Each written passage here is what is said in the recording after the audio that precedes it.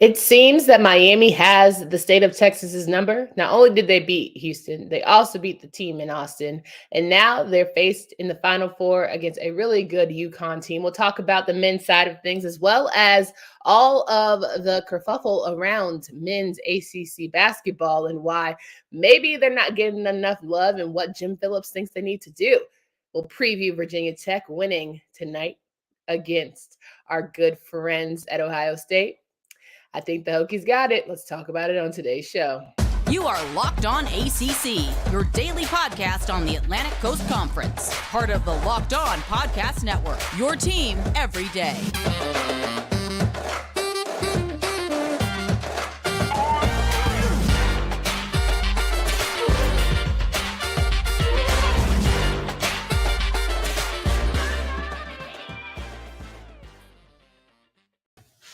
What's up, everybody? Welcome to today's edition of Locked On ACC. I'm your host, Candace Cooper, joined by Kenton Gibbs of Locked On Wolfpack. Each and every day, you can find us here talking about all of your favorite ACC teams. We're rocking and rolling each and every day wherever you listen to podcasts. We're also on YouTube.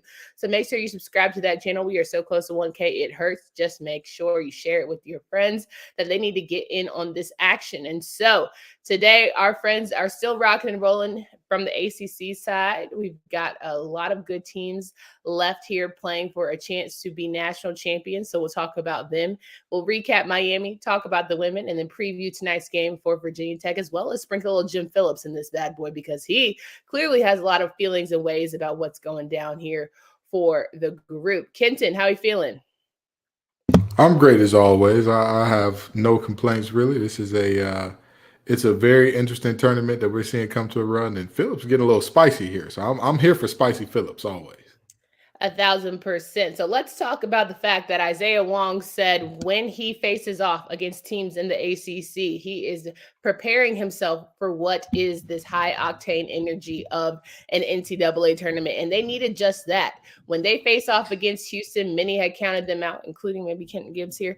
But when they faced off against Texas, they were out of that bad boy and found a way to win. So I think credit to Miami, who has been in multiple scenarios of starting fast and skirting off and trying their best to hang on, as well as a Miami team who kind of put themselves out of it and were able to squeak out wins. So the Hurricanes find themselves in the Final Four on the exact same day that Coach Larranaga did it with that George Mason Cinderella team. Exciting for the Canes because they beat those Elite Eight charges and their Players Tribune thing. You know, they surely did. They surely did. And I think I said that they had a slim chance. So I didn't say that there was zero chance. There's other games where I said, hey, this team and folks on the record now, y'all have heard me. If I feel like there's zero chance, I'll say it out loud and proud. Hey, this team has no shot. This team has no shot. Yes, y'all have earned y'all respect. Yes, listen, Miami has earned their respect, Mr. Lampkin. Miami has earned their respect, okay? I will give Miami their credit. I am not sitting here saying, oh, this team is a joke and all that good stuff. Listen, I didn't like that whole nobody believes in this narrative. I still don't like it when teams kick that nobody likes us thing. But Miami earned their respect. They earned their respect. They had two huge upsets, beating teams that everybody thought, hey, this team is put away. And at times against Texas, it looked like they were down for the count. But boy, did those Longhorns have, and I know that you've seen this phrase 1,000 times, but I'm going to say it for the 1,000th verse, a Texas-sized meltdown. But Miami helped them along the way in that meltdown. It wasn't just like Texas played terrible ball by themselves. No, Miami turned up their defensive pressure. Larranaga made the adjustments that they need to make offensively. Isaiah Wong put on a show. He did. These guys put on a show. Miller. I mean, oh my God, he was everywhere doing everything all at once. He might need an Oscar for that performance. That meant, listen, at the end of the day, this Miami team deserves all the love that they get. They deserve all the respect and the credit that they get. And you know what, Mr. Boulay, I'm going to help you out. I'm going to keep picking against Miami all the way through this thing, all right? Maybe it's some reverse psychology there, but credit, as you mentioned, Jordan Miller having himself a game. It reminded me of when Miami went to Chapel Hill and Jordan Miller decided that he was going to put the team on his back. He did just that against Texas. And I think for a team that I was here for both teams, right? I love the story of how, Texas coach took over and all of that controversy, and he led this team as far as he did. So glad they took that interim title off because he deserves that head coaching role. So I wasn't going to be upset if Texas had won. However, semicolon, comma, this is the ACC show. So I'm always rooting for the home team, makes for better content if we actually have people in this bad boy. So I was very happy to see Larranaga get his due. Like I keep saying, my boy should have been coach of the year, because where is the Fighting Cable Crusaders? At home. So I feel like Larranaga, Hall of Famer in my book, and I'm really excited for him to keep this thing rocking. Absolutely. I mean, he has done great things in college basketball, but I'm going to say this. I don't believe he has a national championship yet, does he? No, he does not. It's hard to put a coach in without one. Go ahead and finish up the job, Coach L. Go ahead and finish up the job. Here we go. Am I lying? Am I lying? A little bit. What coaches do you think of that don't have a national championship that you're like, they belong in the hall? Coach Hamilton out of FSU.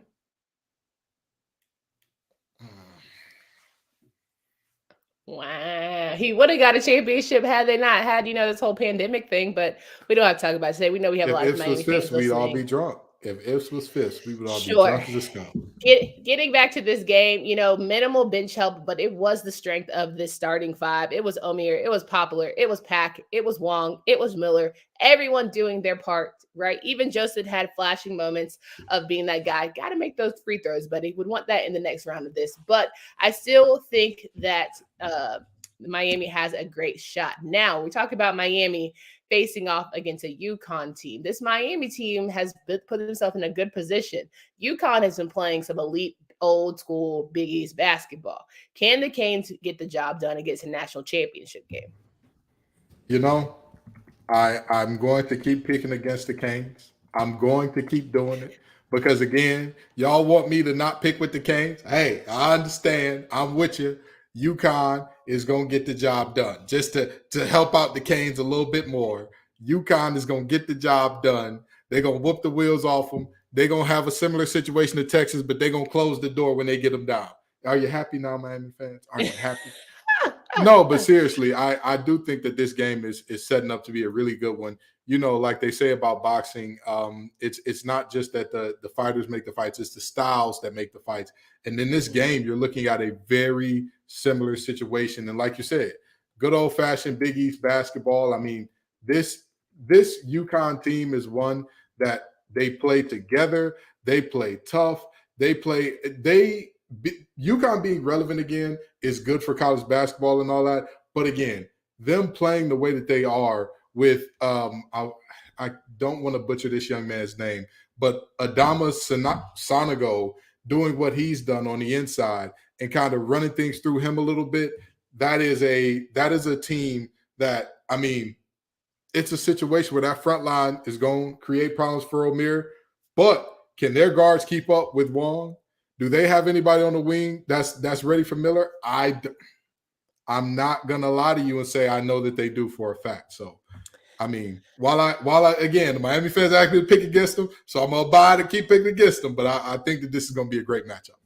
100%. Now, when you talk about Miami and the fact that Isaiah Wong said that ACC men's basketball prepared them for these moments, I think a lot is still trying to be talked about in regards to the lack of respect that the ACC is getting when, in fact, we have now for the second year another team facing off in the Final Four. Last year, we had two teams in the Final Four. So where is this silliness coming from? I asked on Twitter, people were like, oh, well, it's the narrative. The Big 10 is popping, the Big 12, their writers are better. I'm like, well, I see some really good writers around the ACC. I think we've got enough credit where it's due. So what is the disconnect for ACC men's basketball that we don't necessarily see for the women?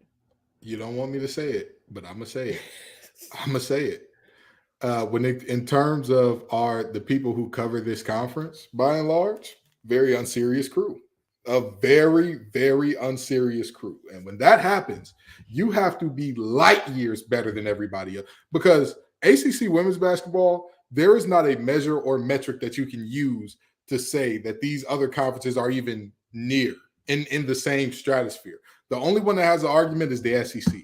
In terms of women's basketball, are so head and shoulders above. I want you to think about this right now, right? Some people would say for women's basketball, well, look, the Big Ten just put out the ACC and the Elite Eight, and Caitlyn Clark got to the Final Four. NC State beat that same Iowa team earlier this year in the Big Ten ACC Challenge.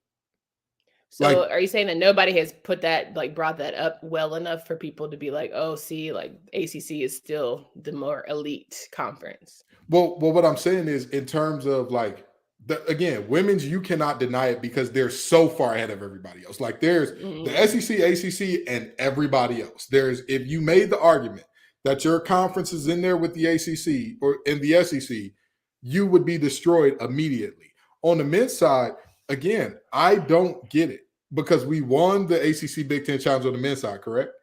We did. And then on top of that, we had teams that performed very well in the tournament. And the teams that got knocked out in the first round, look at the teams that beat them and where they are. A lot of those teams are either still playing today or they got eliminated in the Sweet 16 or Elite 8. Like, what are we doing here? What are we really doing?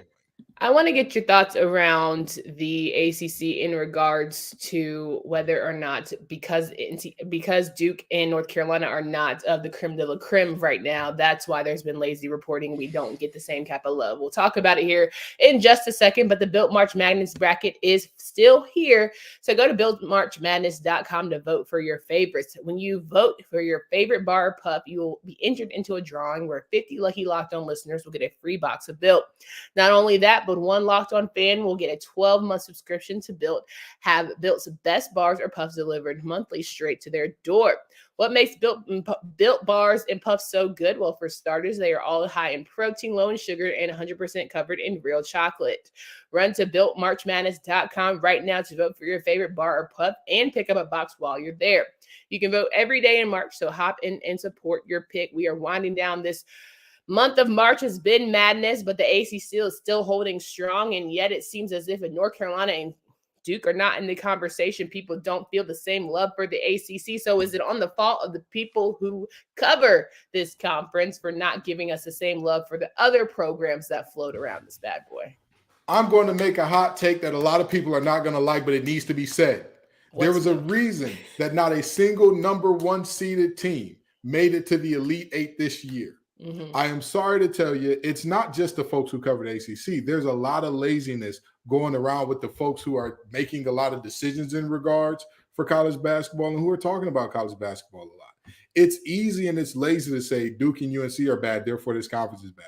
The teams at the top of the conference lost some bad games, therefore the conference is bad. I don't see it. I strongly disagree. Yes, it does not help to have Clemson losing to a terrible Louisville team. Yeah, sure. It doesn't help to then have that same Clemson team beat the dog piss out of NC State all three times that they played.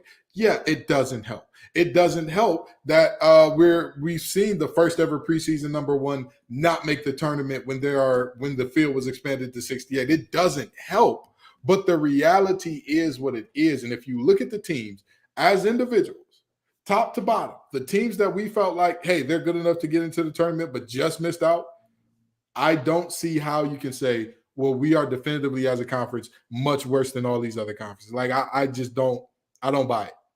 Yeah, I agree. But I also think if we look at the landscape of TV deals and media rights and all the things, and, we get up there, we see Jim Phillips preach about how the ACC may be expanding. It kind of is just falling on deaf ears because at the end of the day, we more than prove ourselves academically and athletically that we are a very good top tier, if not the best conference. And yet the love is just not given back. So from a commissioner lens, you're saying they need to do more to pump us up. They need to do more as coaches to really put ourselves in a good media space to talk about how great our conference is. I'm looking at the mirror, putting it right in front of you and said, well, hey, buddy, you got a good job for a reason.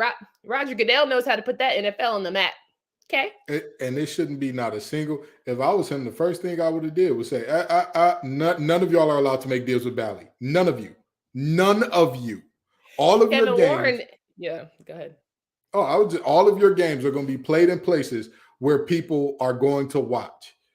And granted, and like all things Will said, the conference is decent but needs to improve. I'll say this. I think the conference is good, but it has its faults just like every other conference, without a doubt. Sure. we all know that football is king, and right now it is the SEC, the Big Ten, and everybody else. Sure, I'm not going to argue with you too strongly on that. Absolutely. But again, and this But here, even when if we're you talking, say that, Kenton, I mean, Clemson has not been a scrub for like the past 5 years for nothing, right? So we have had an ACC powerhouse to be on the main stage, to be in the college football playoff when the landscape of college football championships has changed. The ACC has still been a contender in that bad boy. So yes, it has been Alabama, but they have faced off against Clemson teams. Yes, it's been LSU, but they still face off against Clemson programs. So I'm still a little bit confused. I mean, I don't think that people give the ACC the credence because if you look at the SEC, right, the SEC has had multiple teams in just the college football playoff era. You've had the Bama teams that started off kicking this thing off, kind of dominating a little bit and being in the championship or runners up every year, right? And then you had the LSU team that, it was lightning in a bottle. It was Joe Shiesty. It was all the grittying and all that good stuff. And then you have the Georgia dynasty that's coming in right now. So you can make the argument that there are multiple teams. For the Big Ten, you had Ohio State, who won the first ever one, and they got back a couple times. You had Michigan now coming into the party. You had the young man, God bless Shalik Calhoun's heart, because his one shining moment is getting stiff-armed into oblivion by Derrick Henry, but it was in the playoff game, and then Michigan State made a playoff game. So that's the reality. Right now, the ACC only has one team. That, was that type of situation. But again, we're talking about basketball right now. And like Joseph said here, again, the ACC teams gave Miami a better game than what we saw out of the tournament. So to me, you can make the argument that, Miami has just gotten hot right now. But I think that there's a lot of credence to what Isaiah Rowan was saying. I think there's a lot of credence. And FSU basketball was just hurt. That's what's wrong with them, all things will. I know that we're going live, but we're still running the show. You don't have to answer everybody's question. I'm sorry. I like to talk to our viewers. But yeah, long story short, I don't think that it's fair to say, ACC basketball is down, given that, again, these are really good teams. And now everybody's screaming that Miami was wildly underseeded. And I'm just like, things that make you go, Well, I think the ACC. Go ahead. This was a team that was at the top of the conference all year. They were at that top range all year. So, I think that the ACC should have had more teams into the tournament, for one.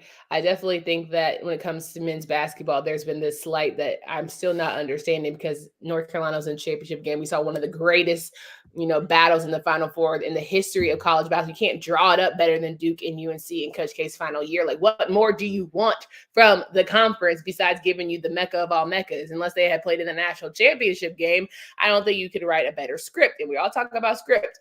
But I leave with the last thought of this. Is Miami a basketball school? Ooh, that's tough.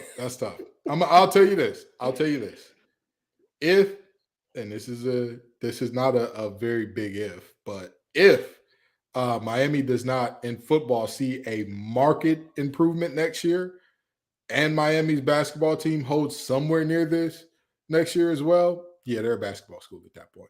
I mean, as much as you want to talk about all the great Miami Hurricane football teams, and again, I am a huge Canes fan. I was a huge Canes fan as a kid. Warren Sapp was my favorite player. He was the reason I wore 99 or wanted to wear 99 on every team I played on.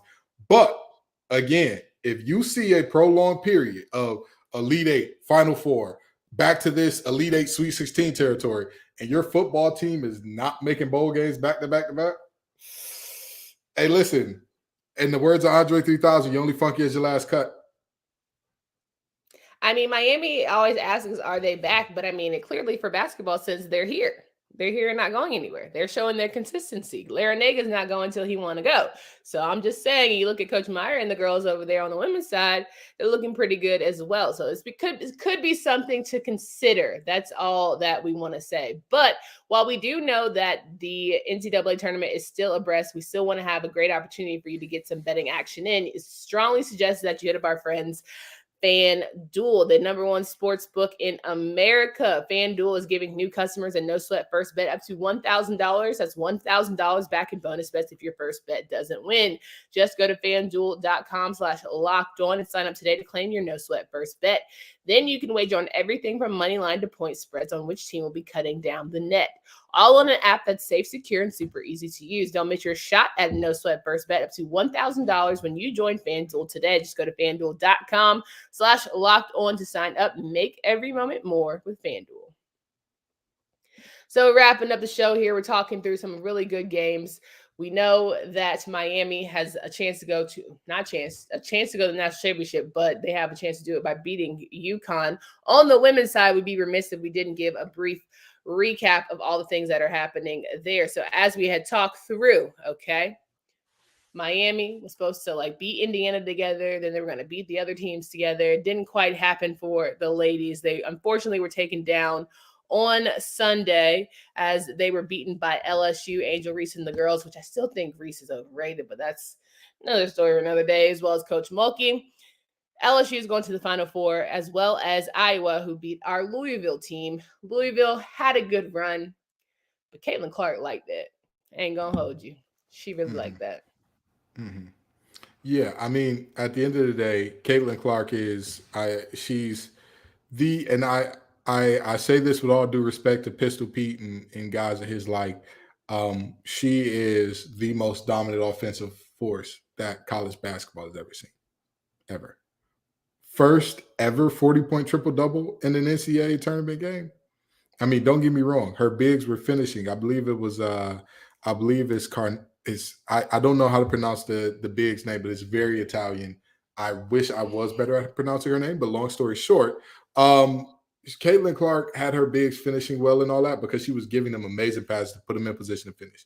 Her scoring, unmatched. Her ability to rebound.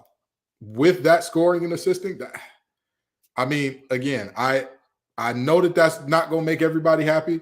Show me an offensive force that went beyond what she did or that goes beyond what she does on a regular basis. And statistically speaking, there isn't one that showed up in the way that she did in the NCAA tournament ever, men's or women's, the way she did against Louisville. So Louisville, you tip your caps. You kept the ball game close for a lot, but sometimes you watch somebody go legend and you got to tip your cap and say, hey, they were better than us this time. She definitely went legend. She told Haley Van Lith that you can't see me. She hit her with one of those bad boys, John Cena moves during the game. And I felt like if my opponent did that to me during a game, we got to square up. Straight up. I mean, that's a very Iowa celebration. That's a very Iowa. If you were to tell me, hey, Kitten, a player's doing a You Can't See Me in 2023, what school do they go to? Iowa would be one of my first guesses. It would be one of my very first guesses.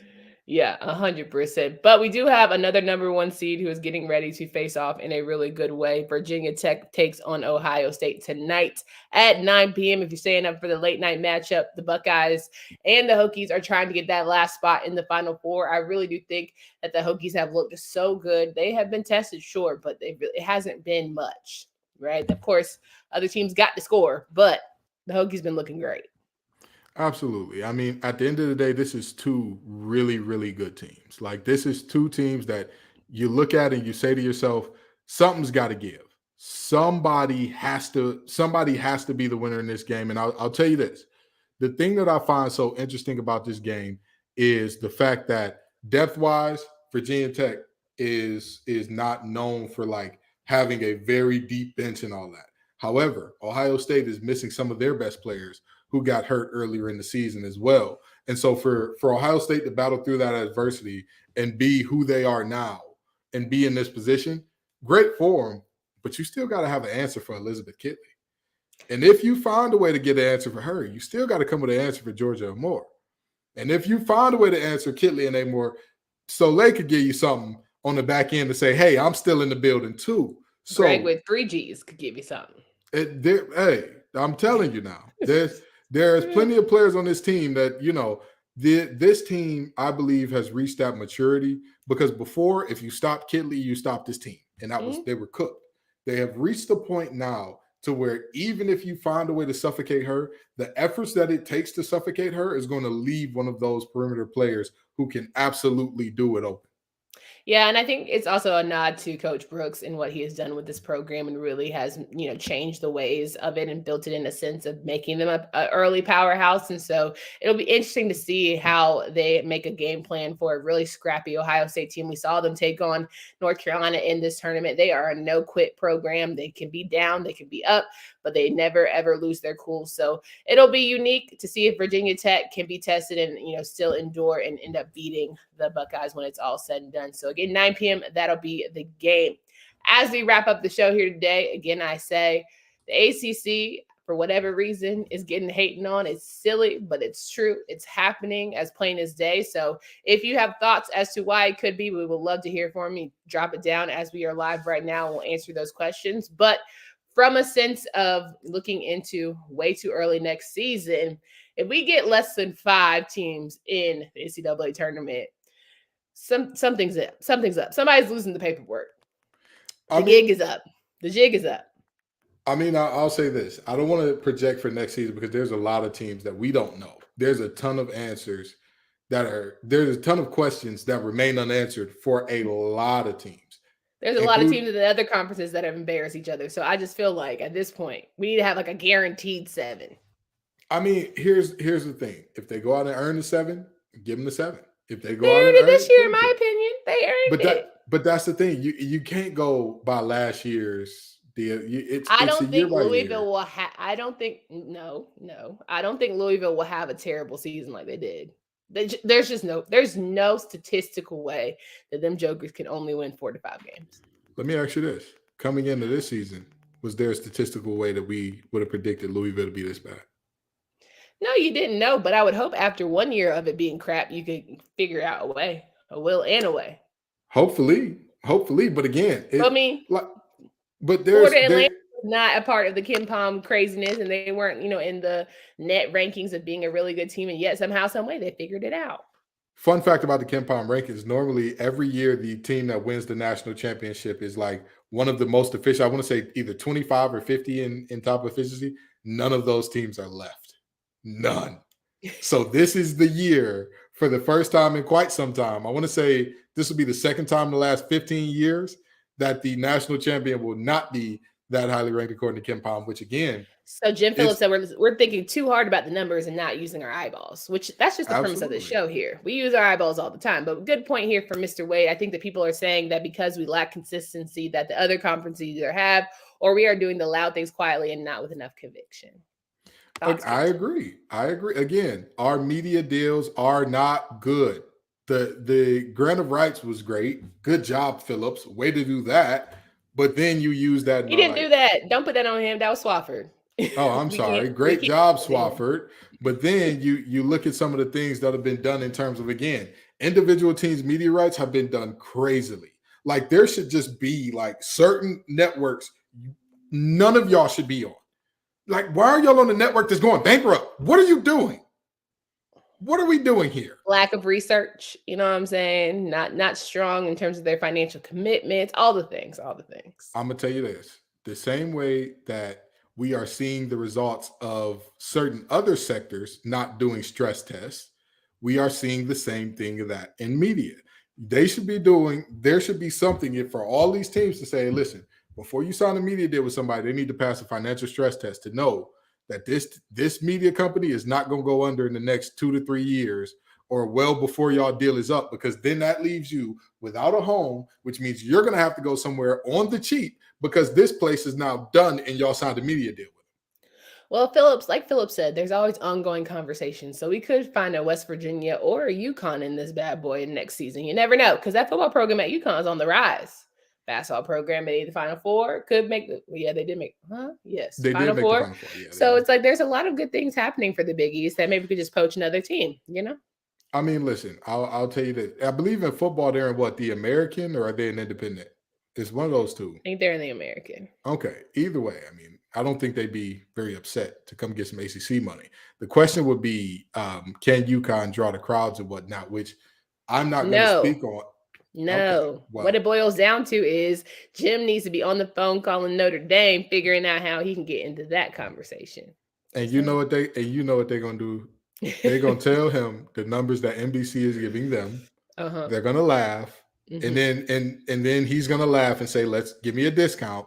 And they're gonna laugh back. And now everybody's laughing. Everybody's so creative. And then it's gonna be a hang-up situation.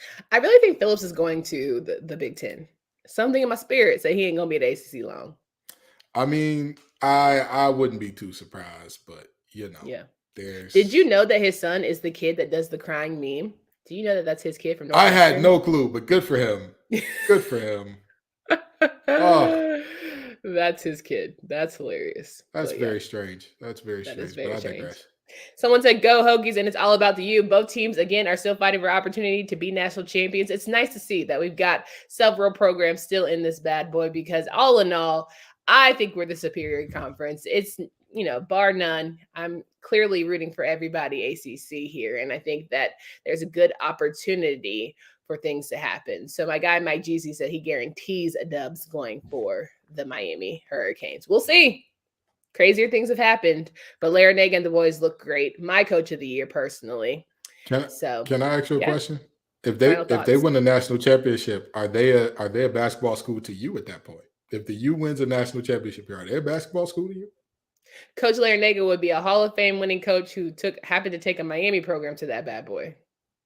So Miami still wouldn't be a basketball school. I think they would be. I think that, again, if they get a natty this year and continue it next year with at least a Sweet 16 appearance, and if football doesn't improve drastically, like at least 8 wins, I think at that point you kind of gotta, you know what I mean? You gotta admit Is Miami gonna get 8 wins?